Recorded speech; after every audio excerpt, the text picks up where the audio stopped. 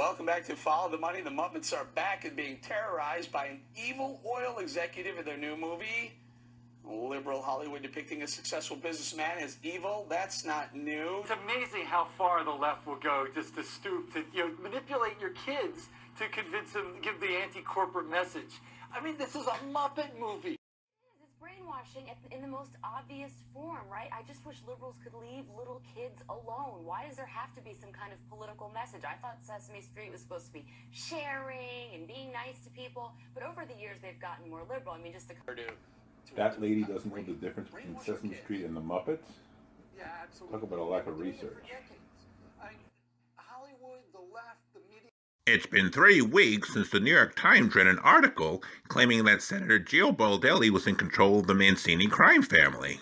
Well, after giving $4 million to Mr. Baldelli in a libel suit, the New York Times has fired the journalist who originally wrote the article. Hours after being fired, the disgraced journalist turned to social media to express his disapproval of the decision. See, when I was a kid, adults would come home from work and watch the news for like an hour a day, 6 to 7. But then cable started coming out, these 24-hour news stations. And of course, they were on 24 hours a day. They had to fill the time. Talk shows where people would give their opinions of the news. Instead of these well-researched pieces, sometimes they would shout their opinions at each other, and it went from Walter Cronkite to Jerry Springer. And so then, in order to appeal to advertisers, they had to appeal to a certain demographic. So so advertisers knew if they wanted to jump on board. And unfortunately, they drew those advertising demographics in the political sand. And now you got to be down with a posse just to watch the news. When asked to comment on Mr. Williams' incoherent ramblings outside of Mancini's restaurant, the senator declined to do so. Studied journalism at Harvard, graduated at the top of my class. Now I can't even get a job interview. That's it. I'm going for a walk.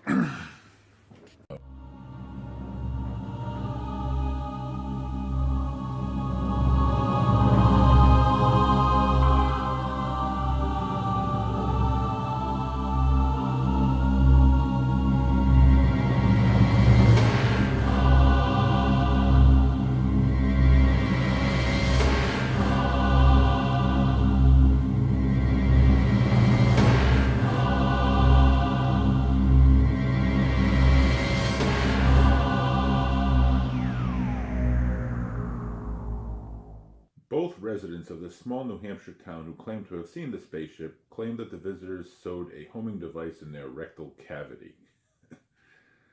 It's absurd, but at least they're not telling us who to vote for.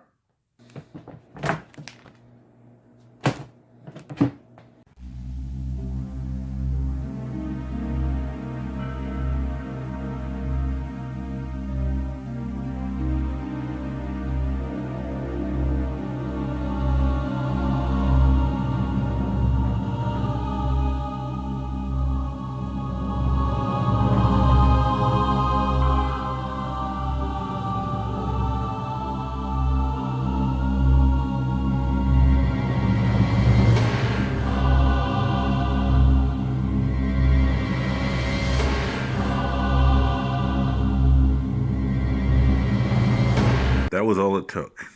I knew what I had to do. That was when I started writing my first story for the Tattler. We tell the truth no matter how crazy people think we are. In a world where every news outlet needs a political slant, we've become the town crier for people who just want to know what's actually going on in the world. We are the Tattler.